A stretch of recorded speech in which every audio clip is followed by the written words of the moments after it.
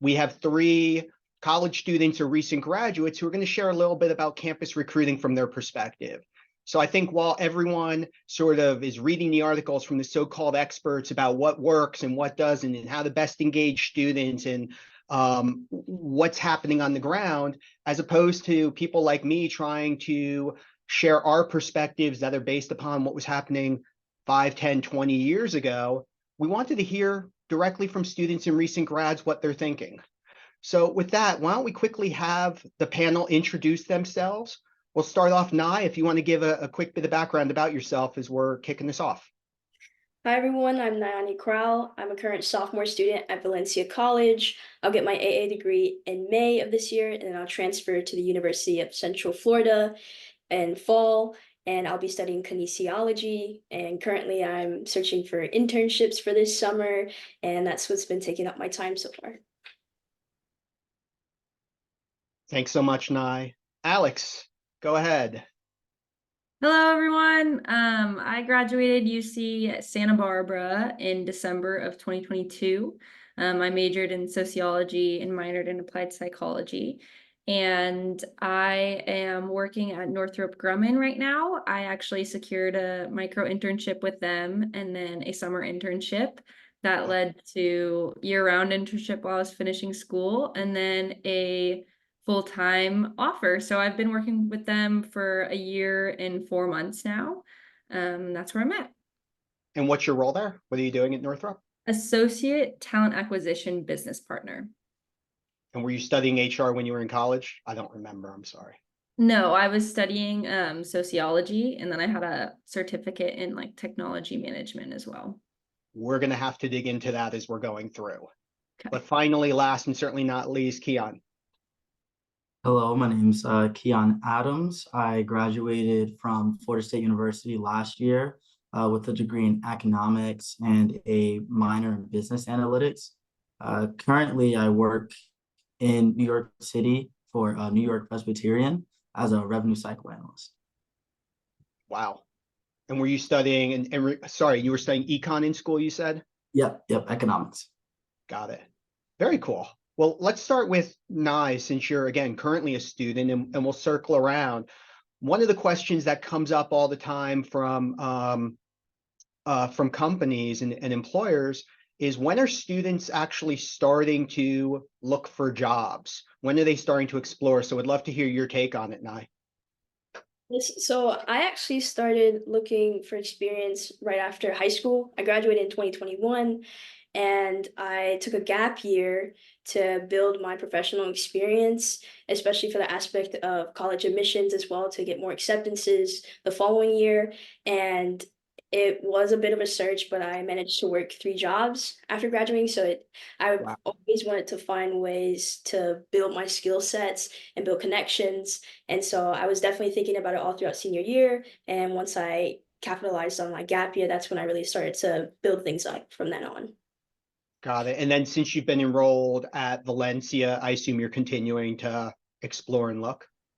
Yes, exactly. It's all about exploration right now, since I know there's a lot of endless possibilities that can happen even with my degree. And even with having a STEM or healthcare related degree, it does not automatically mean that I have to head to professional school. Got it. One last question on this. Was there anything you learned during sort of your 2 years at Valencia that made you decide to go sort of pursue your bachelor's versus going into the workforce? I think the main thing for me is that I still wanted a holistic college experience. I've been fully online since starting at Valencia, and it has given me more leeway to find opportunities remotely and still find ways to engage with employers that way. But I also feel like it's going to be very important to be in person, go to career fairs, and get that experience as well. And I know I'll be able to once I transfer and head to a bigger university that has more resources as well. And when you talk about being in person, it's a great segue to something, Keion, you brought up to me in one of our conversations in the past, is about going through the process and the college experience during COVID, and the lack of on-site. So I guess love to toss the question over to you is, when did you think about exploring careers and that recruiting process when you were in school? And how did COVID impact it? Yeah, I kind of waited too late. because it was about for jobs my senior year, internships my junior year, and if you're doing everything quote unquote the way you're supposed to, you want to start getting internships your sophomore year, at best freshman year. Obviously freshman year if you really can, but they're like, oh yeah, sophomore year, first internship, junior year supposed to have your second one, then you have like enough experience to like kind of move in and get your job. And because I had my sophomore year completely wiped out, more or less, I was more so just like focused on like going to school, going to work, and kind of just like living. I didn't really have like much time for an internship, even think about internships. So having that COVID year really, really hurt a lot of like my opportunities to have experiences. Got it. And one of the things, again, you mentioned was really figuring out what was the right full-time role. I mean, as we talked about in the intro, you were an econ major, but you're doing data analytics and revenue cycle management. I mean, how do those things tie together? So I didn't even know I wanted to go into data analytics until my junior year, which, like I said, you already want to have at least, like the way they tell you, I want to have at least one internship by your sophomore year. And I didn't even know what I wanted to really do until like midway through my junior year. It's like I can't pivot. I can't pivot on my major unless I want to incur more debt. So I got to go with this. So I picked up a business analytics minor. Having the opportunity, and I kind of jumping the gun here, having the opportunity to do micro internships is what helped me pivot into a more data heavy role. Because if I just had econ, no experience, and went into the workforce, I really doubt I would have got this job that I have now. Well, it's also about figuring out what you like and where you want to spend your time. And we're gonna dig more into that. Alex, last and certainly not least, again, what about you? When did you begin sort of that career exploration? And then maybe you even want to touch a bit on the fact that you were a student athlete and how that impacted it, if it did. Yeah, that's exactly what I was going to start with, because I was a student athlete freshman and sophomore year of college, and I wasn't really focused on finding professional experience at all. I didn't know what I wanted to do, so I didn't even know what I should try to seek professional experience in. So those 2 first years were really mainly focused on water polo. And they were also hit with COVID. So I guess everything was a little jumbled. But after, I think it was like my second quarter in junior year, I was really like, I need to start looking for internships and opportunities to figure out what I want to do. So my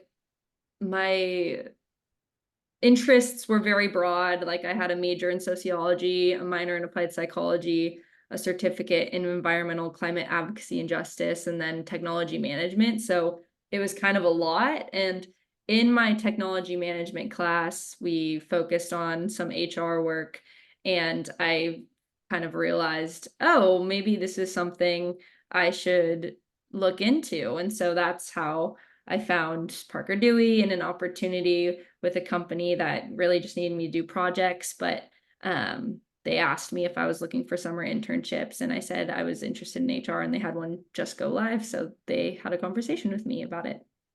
That's awesome.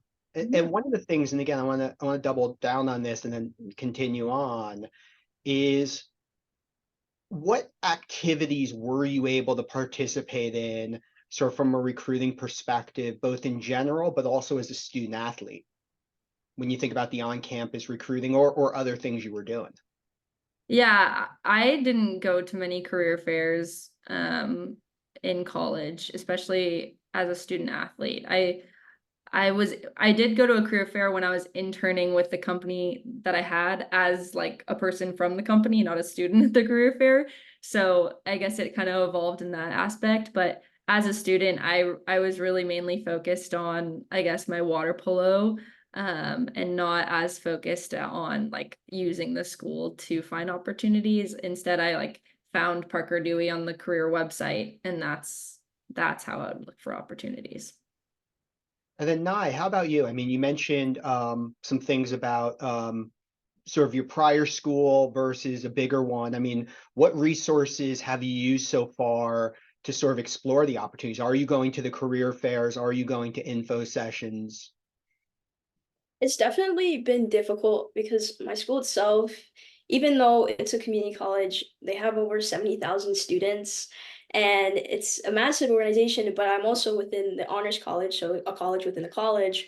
And I will say that their resources when it comes to internships and having to be aware of a diverse variety of options, it's not really there. And so I did have to do a lot of self-research, and that's how I stumbled upon Parker Dewey and other opportunities. I really had to make the way for myself when it came to those aspects, and I'm also building those relationships that would lead me to future opportunities as well. So I haven't had the chance to grasp on career fairs or any type of options to meet with recruiters, whatever the case may be. Keion, how about you? What again, the audience wants to know career fairs, infos, like which things were you participating in and what was most effective? Yeah, I was definitely going to career fairs, but I didn't think I needed to go to one until my senior year. They had one for the first semester, one second semester. I go to one in the first semester, make a lot of connections, just still like feeling things out. And second semester, I'm like, all right, I'm about to graduate, ready to get a job. I'm talking to these people, and they're like, oh no, we're done. We're done recruiting. And I'm like, I don't graduate for another 4 months. What do you mean you're done? They're like, yeah, we're done recruiting. Actually, like we're recruiting for right now, like it was probably like March 2023. They're like, yeah, right now we're recruiting for like people who graduate in December. I'm like, what did I miss the memo? Like what happened? So that kind of whiplash, like nobody kind of tells you when to look for jobs. So I did like the career fair for understanding kind of what a company is about, rather than just going on their like about page, right? Anybody can do that.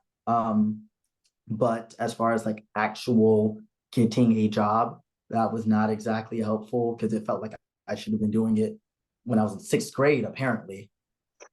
Well, it's funny you bring that up because one of the things we've heard is that students freshman, sophomore year who do go to the career fairs are told by recruiters, come back when you're a junior or senior, that's when we're going to be recruiting. And then when you're a junior or senior, a lot of those companies have already filled those roles, or you've made up your mind on a certain industry or career. And it's interesting to hear your take about those sort of experiences as a senior. One question we got from the audience beforehand, and I want to ask the three of you, what kind of swag at the booth is most engaging to get you go to the booth, or does it matter? Keion, why don't you start? A job offer. That would really that'd be awesome. I'd go to your booth if you gave me a job offer. There's nothing that was particularly engaging. Make sure you're connecting with students on LinkedIn. I know that there's like tons of them. You probably get tons of them, but that's kind of what helped me stay engaged with companies that I didn't even like really end up applying to. But because I had them on LinkedIn, I was like, oh yeah, the company exists. Maybe I'll, and just because I didn't apply to them doesn't mean like the next student wouldn't. But I think that even though it's not like swag, I don't think there was anything that like was engaging. But make sure you get students LinkedIn, because one, that makes them feel good, it makes them feel like they're making connections and kind of getting them into the groove of networking. But also it keeps you relevant in their mind whenever they go on LinkedIn and they're like, oh yeah, that company, oh, they were super duper nice to me. Maybe I'll look into that opportunity a little bit more. So I want to dig in on that. Alex and Nye, first of all, any particular swag recommendations for career fairs? Does t-shirt versus frisbee versus power cord make a difference? I think every student can use a pen. I think pens are kind of like the most popular ones. Because I mean, a lot of companies have stickers, but I mean, like the student really isn't going to use the sticker unless they're kind of tied with the company. So I'd say pens, but some companies have like the power cords, which is plug the phone chargers or something, which is really cool. But others are kind of, I feel like, just like basic little gadgets. Nye, any swag? To piggyback off of what Alex said, I think things that we are going to use on a day-to-day basis, like she said, a pen or a charging brick, those are definitely going to have us, look at it pretty often and think, oh, hey, maybe I'll look into this opportunity and see. I'm a big journal person, so notebooks are super nice for me, or even sticky notes. I use those all the time. So anything that's a basic kind of necessity that a student needs. And another question I want to follow up on again, this goes to something the three of you all brought up. When you're deciding which companies to visit at the career fair or which info sessions to go to, how are you making those decisions? Is it because they had sort of the power cord or the t-shirt or the pen? Is it awareness of the company before? Like, how do you decide? And Naya, do you want to jump in on that? I think awareness is probably the first thing. Most people aren't going to go, navigate towards something that they don't know about or have never heard of. And I think, like Keion said, if you've connected with prior people who are part of a company that you've never seen before, that's how you get introduced about new things. And yeah, I think the main thing is just being aware of that company beforehand. And people love name brands and that aspect, but I know there's always something new to explore within a company that you've never, been introduced to before. Alex, any thoughts from your experience? Again, when you were going to career fairs, how did you decide who to visit? Yeah, so usually my school would post what companies were going to be at the career fair, so I would look into them before.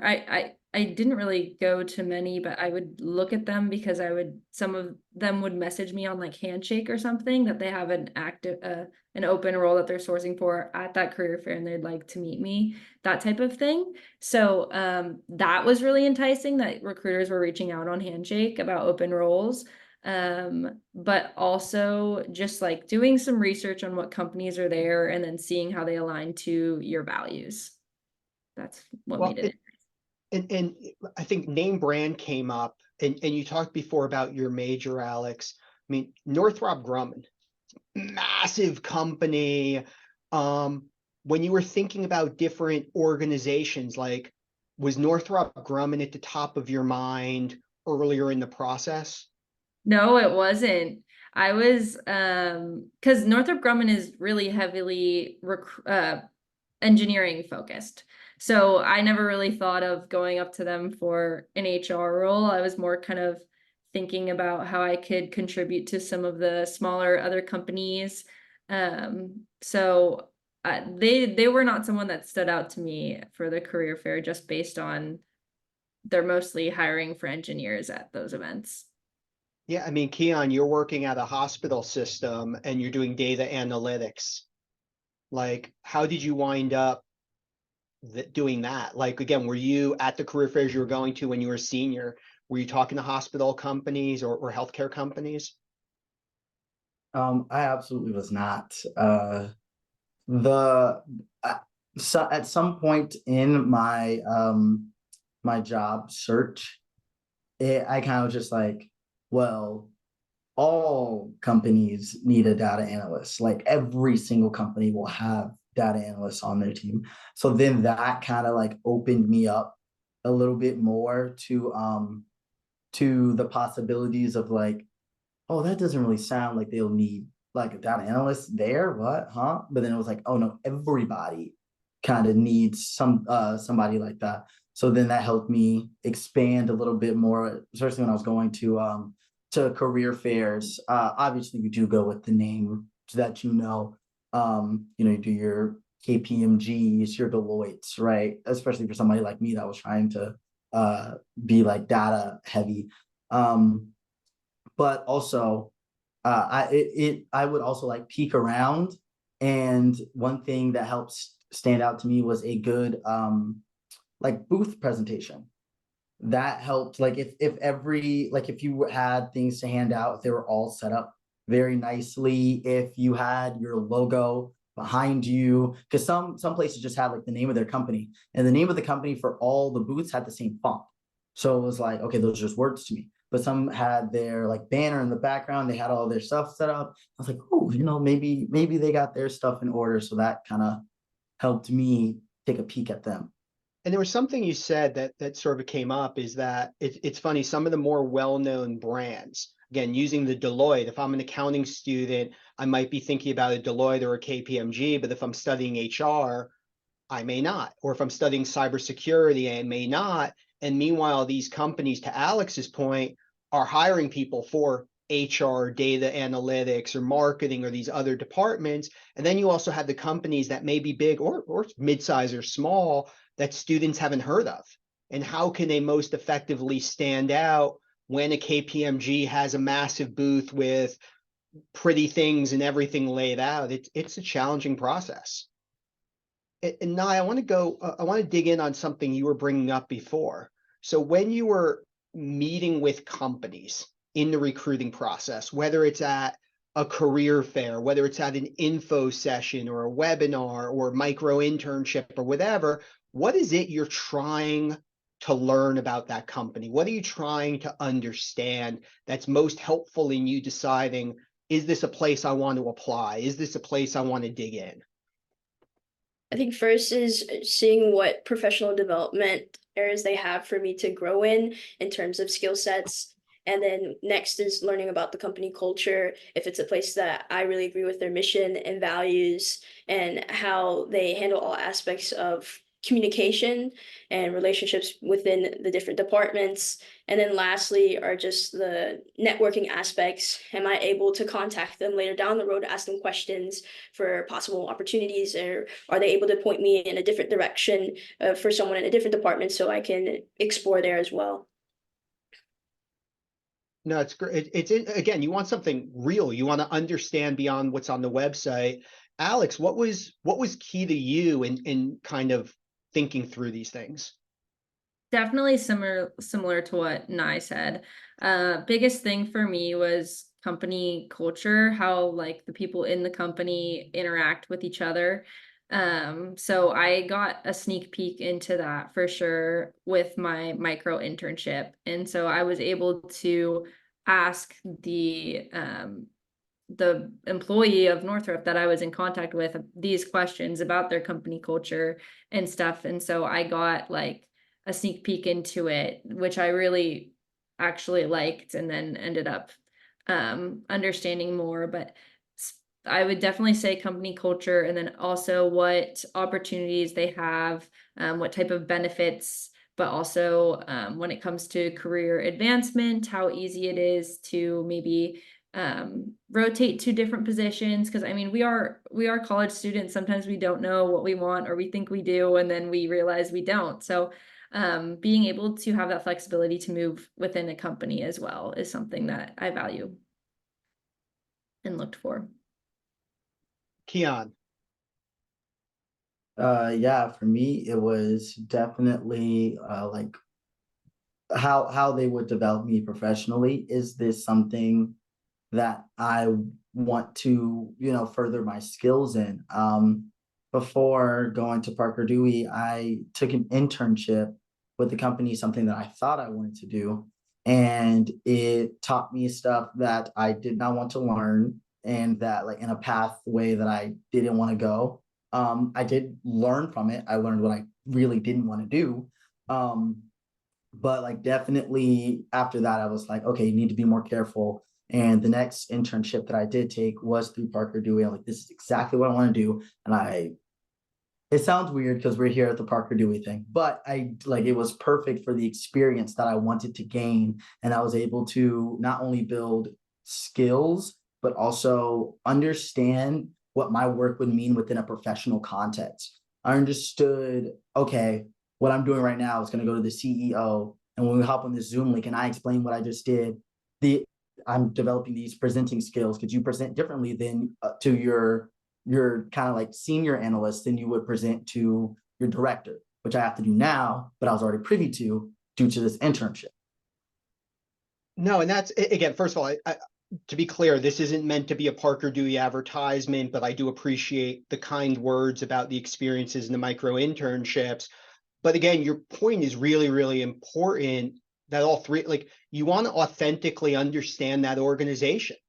You want to authentically understand if the culture is the right fit beyond what they say on the website, beyond sort of what the banner says, and you want to understand the role and figure out if it's the right fit. I mean, I want to, this is more for Alex and Keion. There's a stat saying that 55% of recent college grads leave their first job within the first year. How do you think, like, both of you, again, 2 for 2, neither of you have left, you're both still there. I assume you're both planning on staying at those jobs. How did you ultimately get comfortable that Northrop or New York Presbyterian was the right fit? And did having some of these prior experiences beforehand help with that? Alex, you want to start? Yeah, I'd say it's the support from the company as well. So, I mean, big thing for me is company culture. So being with this company and knowing that everyone, it kind of supports each other is something that's kept me in this role. But also I guess I just learned new skills and learn what I enjoy as well. So I know a lot of my peers who graduated, the same time as me, they are kind of still hopping around opportunities as well because they don't really get that much support from the company that they're with. So I think that's one of the biggest thing that's really kept me in my role. And also having, good mentors within my company that I can look up to and then also work with is something that has definitely helped me stay in my role and be content with it. Keion. Yeah, to piggyback off of that, 100% culture. When I got here, like before I even got here, when I was like still kind of like interviewing, they were like, what do you like really want to do? And I was like, really, really want to go into like work with like a lot of data, be data analyst. And they were like, okay, this role includes some of that, and then some of it is, explain like the other like parts of the role that like work parts about working within teams and like the presentations or whatever. And it was like, but if you want to ultimately end up, more data heavy, we will 100% get you there. We will do everything that we can do to get you there. Even if it's not within the company, fine. And, people can say that and then you go in, it's not true. But they actually showed me previous people that worked on the team in my position that wanted to do exactly what I did. And then like moved on to specifically be data analysts in a more like data heavy part of the company. They're like, look, see, we tell you like we're not going to lie to you. We are here to help develop you what you want to do. So this year, we were allowed to choose our own development plans. And I was like, I want to get this much better at Python. I want to get this much better at SQL. And I want to like start my track on moving towards being a data analyst. Now, to be clear, I do want to still stay within the company. I love this company. It's great, amazing, supportive. But they were like, yeah, cool. Even if you're not on our team. Yeah, and it sounds like in both of your cases, you had the insights before you accepted that job to know what questions to ask or to determine that it was the right fit, which is really, I think, a key reason why we see so much job hopping of these recent grads. They don't know those questions. They can't assess fit up front. Nye, to your situation and your experience, I mean, I heard your comments about starting to explore while you were still in high school and even during that gap year. And we hear about all of these companies highlighting the importance of early access programs. And we want to get to know people earlier and earlier to, again, prevent the situations like Keion and Alex had to go through where they're juniors and seniors and try, again, not as negative, but trying to figure it out. And they want to get to, have you found those programs like accessible to you as you're doing those exploration, whether it's sort of the simulations or the job shadows or the week at whatever location? I mean, what are you finding about those early access programs? I definitely think they're super effective because, again, I don't think it's bad if you figure out what you don't like, because then you can pivot and figure out what you do like. So the fact that they're trying to target kids as soon as, they even move on from being a freshman to sophomore year, that's really great because early on they get to experience all the things that are available to them as quickly as possible so they can start shaping what their interests are by the time they're in their third or fourth year. And luckily I've had the opportunity, especially this past summer, to get a wealth of experiences through certain 3-week or 6-week programs where it gave me a taste of an experience. And then I was able from that point on to decide, okay, maybe this area of healthcare or this area of business isn't for me, and maybe I can pivot to something else. Keion, what about your thoughts? I mean, these one of the things we talked about was the fact that the unpaid experiences and the unpaid simulations, how did those fit in for you? Yeah, I refuse to be unpaid. I just felt like I I I just felt like I should be valued at higher than that. Like in any place that was not going to pay me was not a place that I could see a future with. Um, so whenever I saw, was like, okay, again, this is not a Parker Dewey ad, but this is very literally my experience. Um, I was like, okay, they have this financial analyst internship. That seems cool. It's also paid. Like, because at first you see something that might be a good opportunity, but they're not going to treat you well. It's not going to be paid. It's going to be, it comes with a bunch of things that you didn't want it to. But when I saw the scope of it, it was me working closely with the CFO. It was me being paid. It was exactly what I wanted to do. It was all these things that kind of just clicked for me. So then in that way, I was like, okay, this is definitely somewhere where I can see myself going and not just kind of wasting my time with something that may be paid, but I don't want to do, right? Because I didn't want to be stuck between the two. Okay, I want to do this, but it's not paid, or I don't want to do this and it is paid. I was able to have an experience personally where it was something I wanted to do and it was paid. And that kind of helped a whole bunch in the decision process.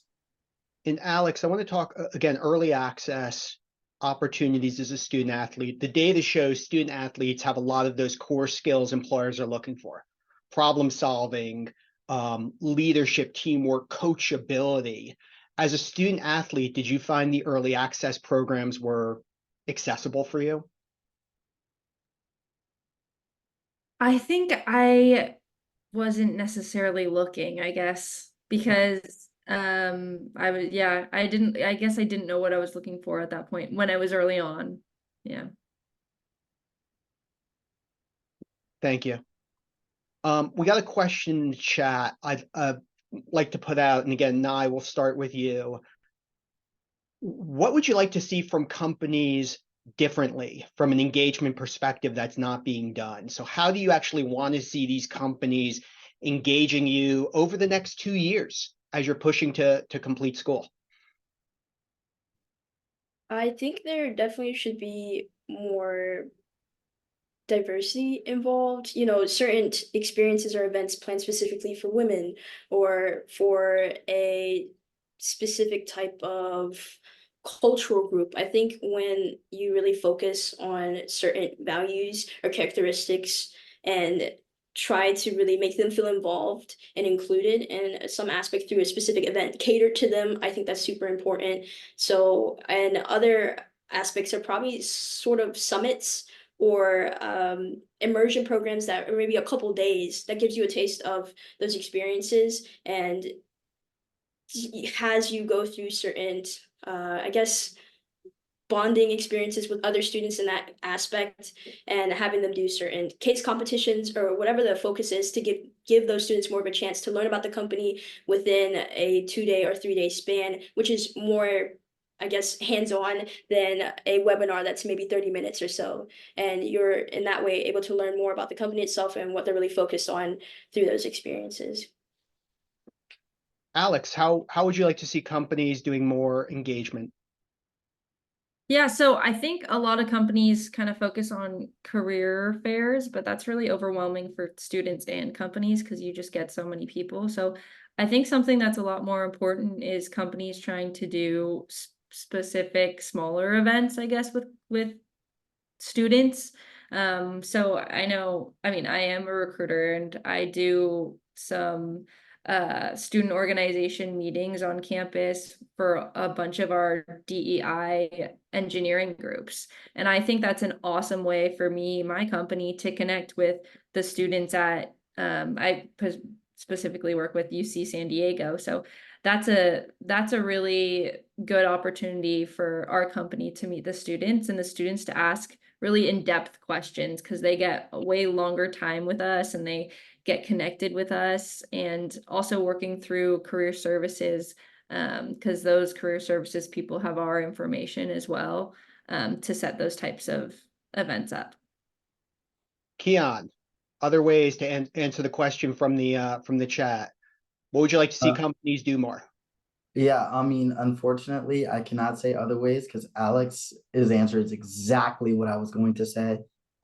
Career fairs can be very overwhelming. It's not to say don't do them, but I also had career fairs within the clubs I was in. I was able to engage with the representatives, not only on, more one-to-one level, but I got to ask so many more questions because if I'm going to a career fair, I have at least a certain amount of companies I want to see.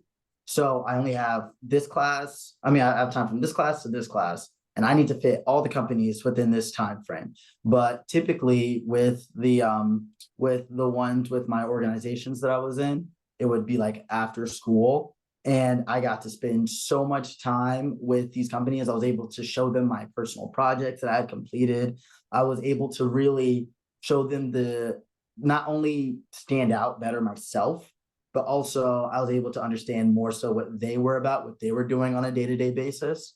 So I really, really enjoyed whenever I was in a club and they were like, all right, we're having 8 to 10 companies come on this day, and everybody showed up and it was amazing. You got to speak with them for tons of time. So I think that's an absolutely excellent idea. Well, now I am going to be a little bit biased. One of the things we just heard from another company is when they've been going to these club events. Actually, I think my colleague Lindsay just posted something in the chat as well. When they're going to career fairs, they're actually offering micro-internships to the students right then and there. So we're going to Smith and Nephew did it at NSBE last year. They went to NSBE, and when they had the freshmen and sophomores coming through the booth, they said, here's micro-internships you can apply to. Right now, here's a way to get to know us. Or for the junior or senior that may have accepted a summer internship but wants to start thinking about that full-time role, or when they're going to that club event, we're presenting to the marketing club at XYZ school. Here's real projects that you can work on to keep that excitement up. Because again, it's students wanting these authentic relationships, whether it's about learning about culture, learning about the role, learning about the industry. It has to be authentic. We got a question from beforehand from the participants. What else would you want to know in the process or through the process to help decide you where to apply or where to accept? Alex, do you want to start? What else would you want to know to apply or to accept? So, I mean, I always ask the recruiter about the company culture. I know we've already talked about this quite a bit. So I would say company culture, areas of growth within the company, flexibility to move around and try different things. But your situation, I mean, it's a little bit unfair for me to ask. I realized as it was coming out of my mouth, because you were able to essentially have real experience with the company even before the internship. Yeah. The project. Mm-hmm. Do you feel like that made a difference? Having the micro-internship before accepting the offer? Yeah, for sure. Because I got to see what the company culture was. And I think that's something that that's definitely the biggest thing that I would consider when looking at different companies. because I've just heard so many kind of like horror stories of friends working with a company that would just had a horrible culture, and then it just makes your day-to-day just way down. So if you have a good culture, you have support system and you have people you can work with and mentors and a big network that you can form. Well, and it's not even necessarily about good culture versus bad culture, because what may be a great culture for you may be a not so great one for me, or vice versa. It's about finding that right culture and that right fit that goes beyond what you can just read, or beyond what you find out from a career fair. Now, it looks like you wanted to jump in on something. Again, you're going through the process real time. Right. And I think to more so talk about the company culture, and there are different aspects of company culture. There could be certain perks or benefits, whether that's through discounts on skill building classes or stress relief, mental health care, healthcare in general. There could be an aspect of positive feedback. Maybe you get quarterly reviews on your performance and how they handle management when it comes to how well you're doing within your department, or even just making the workplace more fun through events, even after time when you're finished with work and you're able to really connect with your colleagues. I think that's really important to learn more about what they're really about and how everyone is treated, not just as a professional, but as a human, and that aspect, because you can only learn so much from interviews and trying to find things on media. So I think that's really important, just really trying to get a feel for that aspect of the culture. Want to go to a process about the application itself when you're applying for those jobs. And again, Keion, we'll start with you.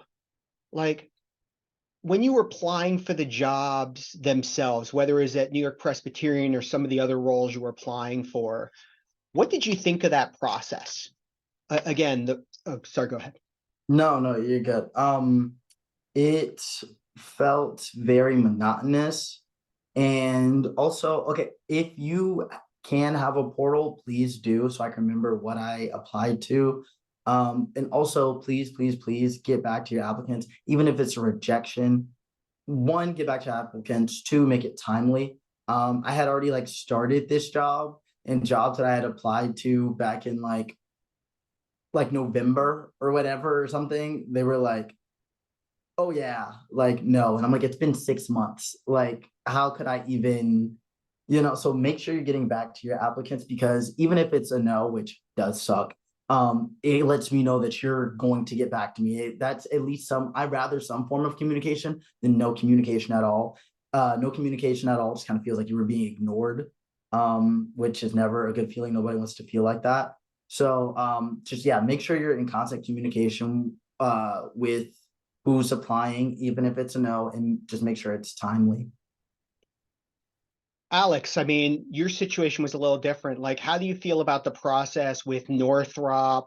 And I don't know, did you apply to other places?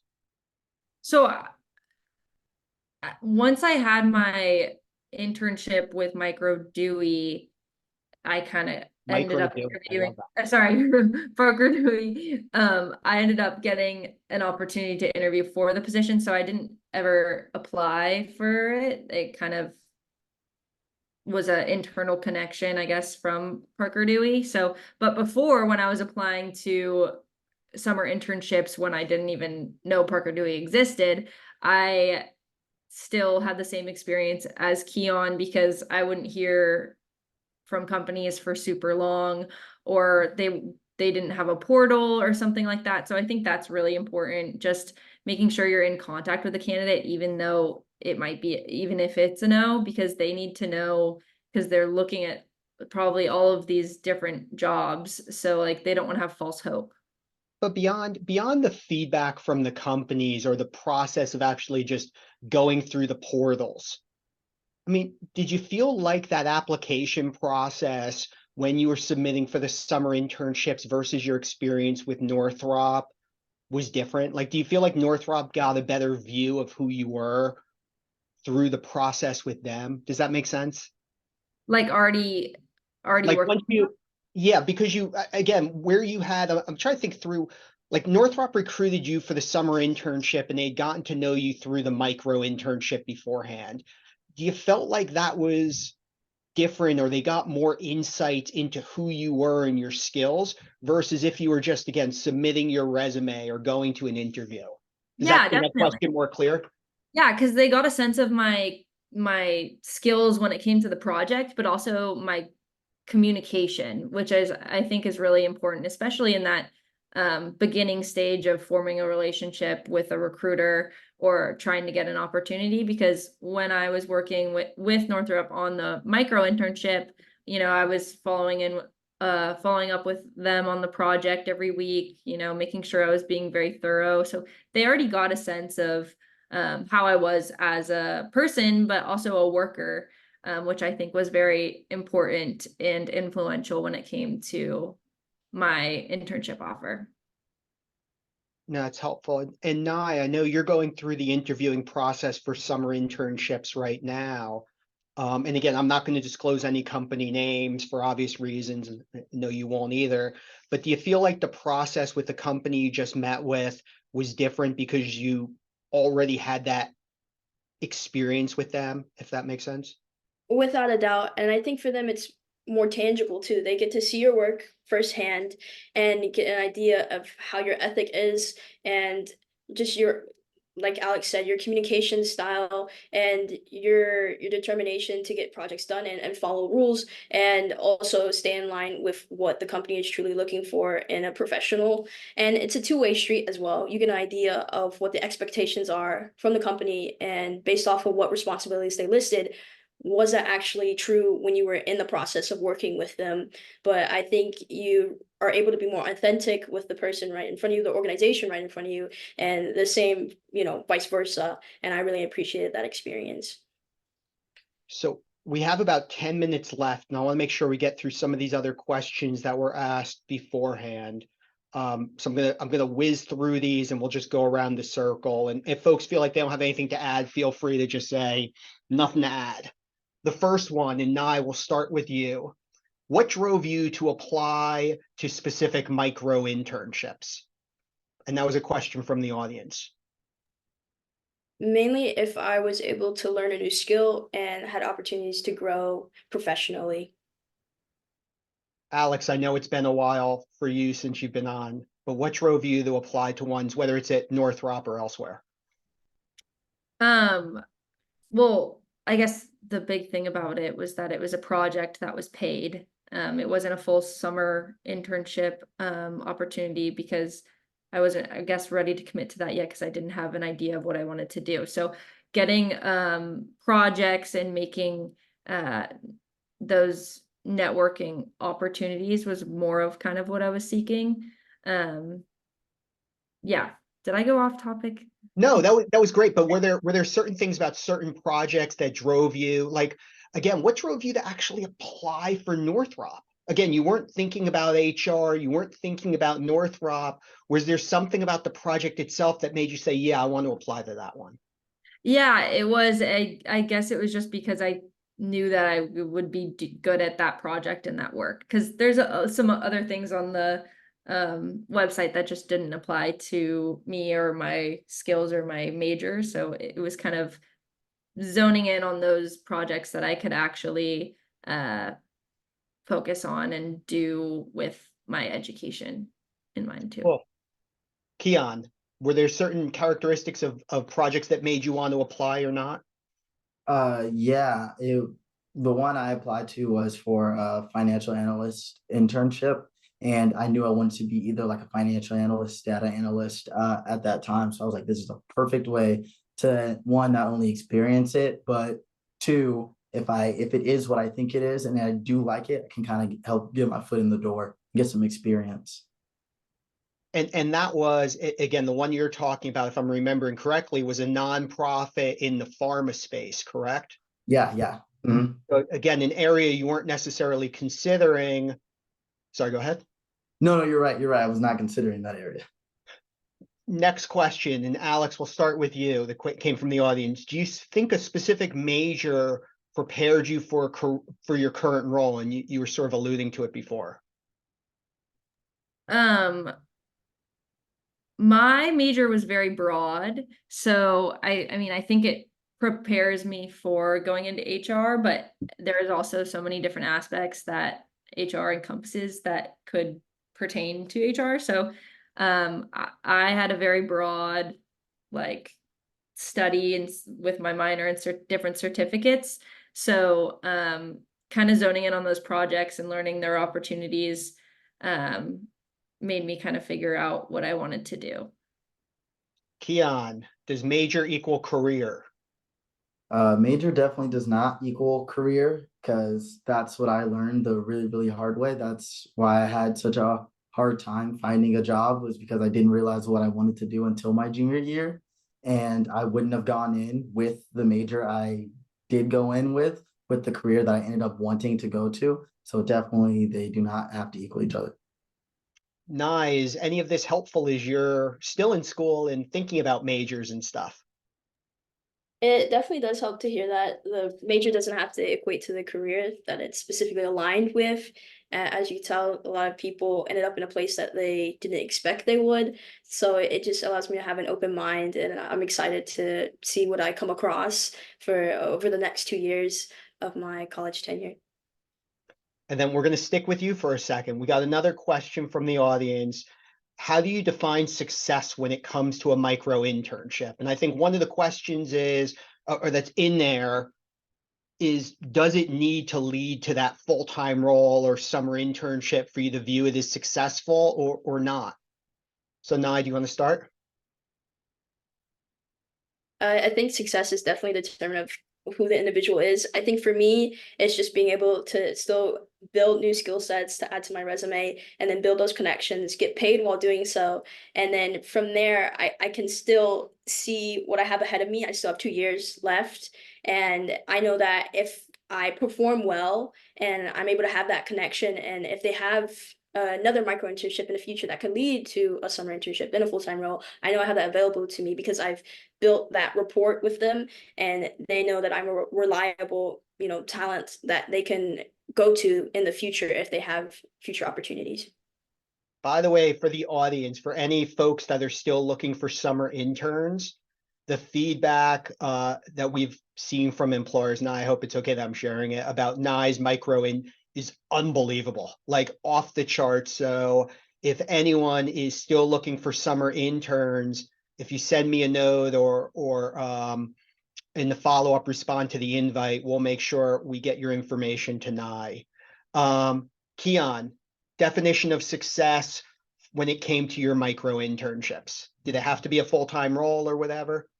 No, as long as I learned, even the internship that I had before I even knew what a micro internship thing was, all I needed to do was like learn. So I wanted to go one way. I got an internship for that, realized I didn't like it. Great, now I know. And I was able to pivot another way. And as long as I learned, I considered it successful. And are you still talking with that CFO of that nonprofit? Because I know you guys had built a relationship, but just out of curiosity. We haven't spoken in a bit, but it's one of the things like, hey, how are you? Just making sure you're checking on people, because he helped me actually move to New York. He was like, oh, I have a niece out there. I'll give her your number so you guys can like do a lot, so it can help you transition over. So it wasn't just like a professional relationship, it was also a personal one. So I loved working with him. And Alex, again, this might be a little bit of an unfair question for you, given your micro internship, or one of them turned into a summer internship and full-time role. But what else do you think, or is that the only thing that made it a successful micro internship? Or on other ones you did, like, did you still view them as successful even if they didn't turn into full-time roles? Yeah, I think all opportunities are successful because they help you learn what you like and what you don't like. And so I think that's really important, but also it helps you build a network of contacts and people. I mean, always add people on LinkedIn, because even if they're working at that company now and you don't like that company, they might they might move companies and have different new connections. So building the network, learning what you like and you don't like, and then also just building that skill set as well, whatever the project's based on. We got two other very quick questions that were in the Q&A, and I want to make sure not to forget. So again, we're going to try to keep these quick. First, there was a question about what you mean by culture. Are you talking about culture meaning family events and barbecues, or is there or sporting game tickets, or is there something else when the three of you talk about culture that you mean? Nye, do you want to start? Yes, I believe I listed a few earlier. It's based on maybe there's some based on incentive and rewards. If you do well in this performance area, then you get some type of benefit or benefits in general regarding healthcare, mental health, etc., or even based on fun events, being able to connect with coworkers beyond the workplace, are a few examples that I could provide. Alex, culture. Yeah, it's mainly the support that the company gives you, whether it's your immediate team, your manager, or other people within the company, but being open, I guess. My company has a very open culture and room for mentors and support, even if it's someone you don't necessarily even work with, if they're on a different team or something within the company. But also benefits as well, like Nye said. So being able to have different support, whether it's, like career advancement or even incentives like insurance, I don't know, but that type of thing, just knowing that they support you as a person, and they also support your mental health and your growth, like that. Keion, culture. Yeah, exactly what they said. How willing are you to help develop me? And also sometimes it is those sports games tickets. So just as long as you have both, but more importantly, willingness to develop me as a professional. But it needs to be authentic. It needs to be real. It can't be check the box. It can't just be what you have on the website. Students and new hires see through it. With our last minute, Keion, one thing that you think employers should know when it comes to recruiting college students, one big takeaway that you would share with the employers on the call. We're all humans, and definitely try to look at the person and not the paper, the resume that they handed you. I had a very hard time finding jobs because a lot of the time I was just getting filtered out by a machine. So if you have the opportunity to actually look, speak with, and really understand the student, take that time and kind of deep that. Don't just be like, okay, it's just another student. Take it fully into account when choosing whether to provide them with an internship or a job opportunity. Nye, big takeaway for the employers. I would say be very transparent and also be open-minded to a range of students, even if they don't fit exactly within your parameters of what you're looking for in a candidate. Someone can surprise you, and many students are versatile. And I feel like allowing that uniqueness to be involved in whatever your organizational goals are can be very beneficial. Well, and that point again, I think really hits Alex's experience doing HR, even though she was not an HR major. Alex, big takeaway for employers. I think students are really wanting to know what your open roles are. So I think being transparent about that is something that students really want. But also if you have the time, getting to know the person and their career aspirations beyond the resume, I think is really important. I would agree with all three of you. And again, we're going to wrap this up. Thank you so much. The hour flew by. Thank you so much to all three of you for doing this and sharing your insights. Again, I know I learned a ton from this session. I think it's easy for some of us to think we know what are the best practices, what's effective, but I'm basing it on what I went through 20, 30 years ago, or even 5 or 10 years ago. The world has changed. So insights from on the ground are great. Again, doesn't matter what kind of swag you have. Make sure your events and activities are accessible. Look beyond the four corners of a resume. Really great insights. And thank you again. Thank you for the audience that joined. As always, please let me know if you have questions, feedback, future sessions you'd like us to do. We'll make the recording available afterwards. You'll get a link with the summary and recording. But again, Alex, Nye, Keion, thank you so much for doing this. Thanks for being such strong advocates, not just for Parker Dewey, but for sort of the career launcher network overall. With that, this concludes the webinar. Have a great rest of the week, everyone.